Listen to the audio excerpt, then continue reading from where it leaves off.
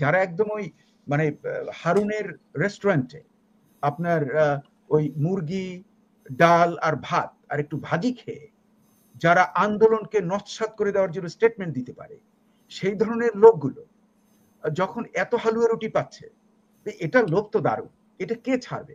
ওরা তো এমনি ছাড়বে না, ওদেরকে ছাড়াতে হবে। আর ওরা ভিতরে ভিতরে ওদের সঙ্গে খাতির করছে, আওয়ামী লীগের সঙ্গে ভিতরে ভিতরে রিক্রুটমেন্ট চালাচ্ছে।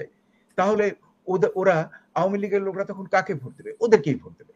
হ্যাঁ, যেহেতু ওরা ভিতরে ভিতরে লাইন করার চেষ্টা করছে, সুযোগ সুবিধা দিচ্ছে, তদবির করছে, তারপরে কোনো কেসে থাকলে সেটাকে মানে আর কি তদবির করে ছাড়িয়ে দিচ্ছে, ইত্যাদি করছে। এটার অনেক রিপোর্ট আছে। আমার ওপিনিয়ন যে অ্যাবসলিউটলি সত্য, এবং এটা যদি আপনি না মানেন তাহলে আপনার মাথা ভেঙে দেব কিংবা আপনাকে গালি দেব। এটা কারা করে? এটা তো করে ডিক্টেটররা করে। এটা তো যারা স্বৈরতান্ত্রিক নেচারের যারা, তারা ওটা করে। এবং যারা গণতন্ত্রের কোনো কিছু বুঝতে পারে না কিংবা যাদের লেখাপড়ার মান খুব নিম্ন পর্যায়ে। এই দুই ভদ্রলোক, যে ইব্রাহিম আর এই যে শাহজাহান ইসলাম মির্জা, ওনার যে অ্যানালিসিস এর কথা বললেন, আমি তো মনে করি যে ওনাদেরকে টক শোতে নিয়ে আসা উচিত। কারণ they seems to be very concerned and very well informed about Bangladesh. এই দুজনকে আমার দারুণ পছন্দ হয়েছে তাদের আলোচনাটা। আচ্ছা, আমি মানে এদের তো সামারি আমি করলাম, এখন ওই প্রশ্নের উত্তর দেওয়ার চেষ্টা করব। ইব্রাহিম সাহেব যে কথা বলেছেন, ভেরি ইন্টারেস্টিং। উনি ওনার যে ধারণাটা আমি যদি সামারাইজ করি, if I am wrong please correct me. উনি বলতে চাচ্ছেন যে এনসিপি আওয়ামী লীগকে ব্যান করতে যে বলছে, সেটা তার স্বার্থ প্রণোদিত, তার নিজের স্বার্থের জন্য করছে। কিভাবে? ওনার আর্গুমেন্টটা ছিল যে এরা যদি মানে এরা ভিতরে ভিতরে মানে মানে গোপনীয়তাও নাই, বিভিন্ন লোকালয়ে মানে মফস্বলের বিভিন্ন অঞ্চলে তারা আওয়ামী লীগের লোকদেরকে রিক্রুট করছে, এবং আওয়ামী লীগের যে সমস্ত ব্যবসায়ী এতদিন লুটপাট করেছে, সেই লুটপাটের টাকাও নিচ্ছে বিভিন্ন জায়গাতে, নিয়ে তারা তাদের এই দল করার চেষ্টা করছে। আর অন দ্য আদার হ্যান্ড তারা বলছে যে আওয়ামী লীগকে ব্যান করতে হবে। হ্যাঁ, ব্যান করার আমি একটা অ্যাড করব, তারা বলছে ব্যান করতে হবে, সবার বিচার করতে হবে। 9 মাস হয়ে গেল, এখন পর্যন্ত একটা ইনডাইটমেন্ট নাই।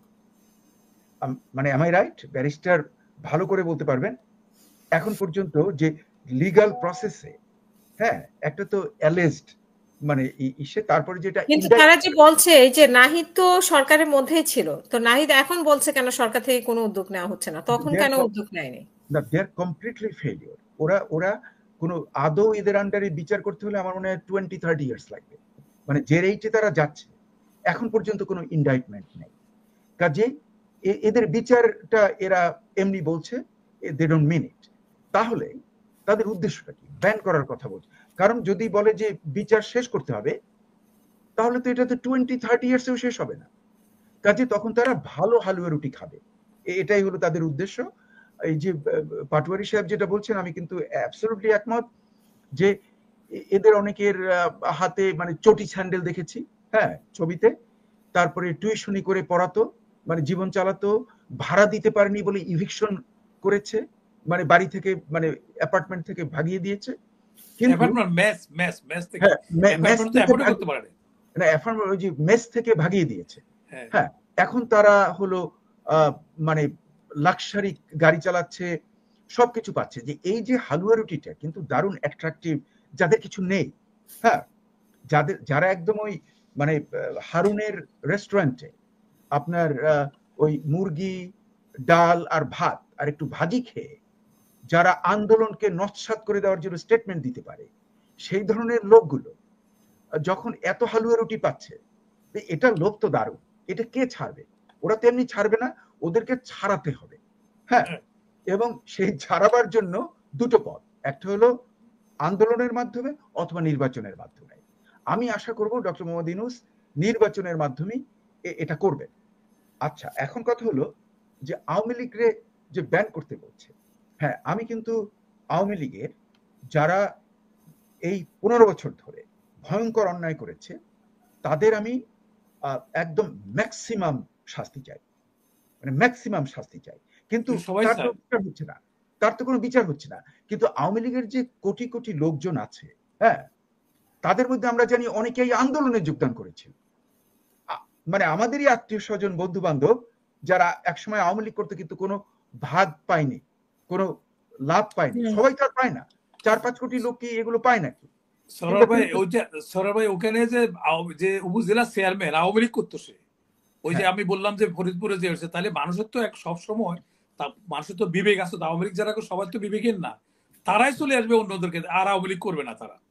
তো সুতরাং এগুলিতে আপনাদের প্রসেস স্টার্ট করতে হবে। প্রসেস স্টার্ট করতে হবে কোনোটাই, হয় জনগণের ইলেকশন দিবেন, ইলেকশন দিলে আপনি জনগণ দ্বারা প্রত্যাখ্যাত হবে, অথবা আমরা এর বিচারের প্রসেস স্টার্ট করতে, কোনোটাই করছে না, শুধু মুখে বলতেছে, মুখে বলছে।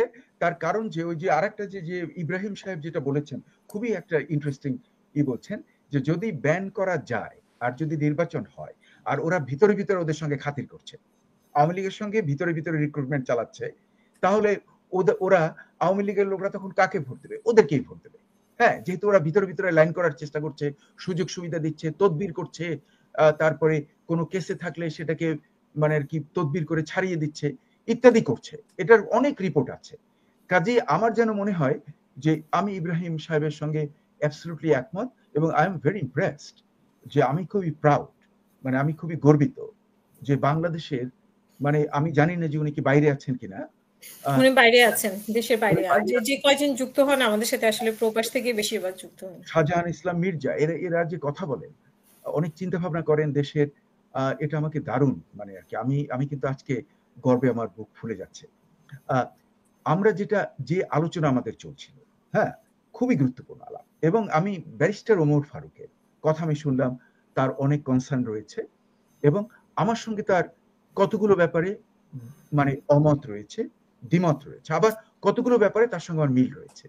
কিন্তু উনিও কিন্তু দারুণ মানে চিন্তা ভাবনা করে ওনার যে আইডিয়াস গুলো লজিক্যালি উনি এখানে উপস্থাপনা করেছেন, এটাকে কিন্তু আমি দারুণ শ্রদ্ধা করি। এটা কি আমরা বলি ডাইভার্সিটি, এই যে ওপিনিয়ন, পয়েন্টস, কাউন্টার পয়েন্টস। হ্যাঁ, এখন কথা হলো যে আমি যা বলছি সেটা কি একদম ধ্রুব সত্য? নো, কোথায় ধ্রুব সত্য? পৃথিবীতে তো আমি যেটা বলছি সেটা আমার যে মূল্যবোধ, আমি যেভাবে মানুষ হয়েছি, সেই মূল্যবোধকে নির্ভর করেই কিন্তু আমার বক্তব্য। আবার ব্যারিস্টার ফারুকের যে মূল্যবোধ, তার উপরে তার ধারণা। হ্যাঁ, এর মধ্যে আমরা ঝগড়া করতে পারি, হ্যাঁ, কিন্তু তা না। আমরা যদি দ্বিমত হই, তাহলে সলিউশন হলো জনগণ করবে।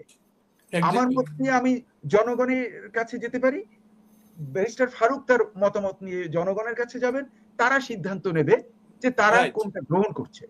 কিন্তু আমি যদি বলি যে আমি যেটা বলছি এটাই একদম, এর বিরুদ্ধে যে বলবে আমি তাকে মানে বিচার না চেয়ে কেন নিষিদ্ধ চাচ্ছে? আমি যদি আমি যে কথা বলছি সেটা যে এই যে ব্যারিস্টার ফারুক নিবন্ধন শুধু মানে নিষিদ্ধ না, নিবন্ধন বাতিল চাচ্ছে। নিবন্ধন বাতিল, না নিবন্ধন বাতিল তো আমি যেমন বলবো যে এখন যেমন এই গভর্নমেন্ট জামাত ইসলামী, আমি কিন্তু জামাত ইসলামীর লোক নই, কিন্তু জামাত ইসলামীর যে নিবন্ধন দেওয়া হচ্ছে না, এটা গভর্নমেন্টের এত দেরি লাগছে কেন? আমার কাছে অবাক লাগে যে ব্যাপারটা কি, what is going on their. আচ্ছা, যেটা আমি বললাম যে আমাদের যে ডাইভার্সিটি অফ ওপিনিয়ন থাকবে, আমার ওপিনিয়ন যে অ্যাবসলিউটলি সত্য, এবং এটা যদি আপনি না মানেন তাহলে আপনার মাথা ভেঙে দেব কিংবা আপনাকে গালি দেব, এটা কারা করে? এটা তো করে ডিক্টেটররা করে, এটা তো যারা স্বৈরতান্ত্রিক নেচারের যারা, তারা ওটা করে। এবং যারা গণতন্ত্রের কোনো কিছু বুঝতে পারে না, কিংবা যাদের লেখাপড়ার মান খুব নিম্ন পর্যায়ে, অ্যাবসলিউটলি এটারও একটা গ্রুপ আছে যে এমন নিম্ন পর্যায়ে যে মানে দ্বিমত হতে পারে, কাউন্টার পয়েন্ট হতে পারে, এই জিনিসগুলোই ওরা শেখে নাই, ওদের ওই বিদ্যারও দম নেই। এটা কিন্তু আমাদের দেশের এই সমস্যা। এই জন্য আমি বলছি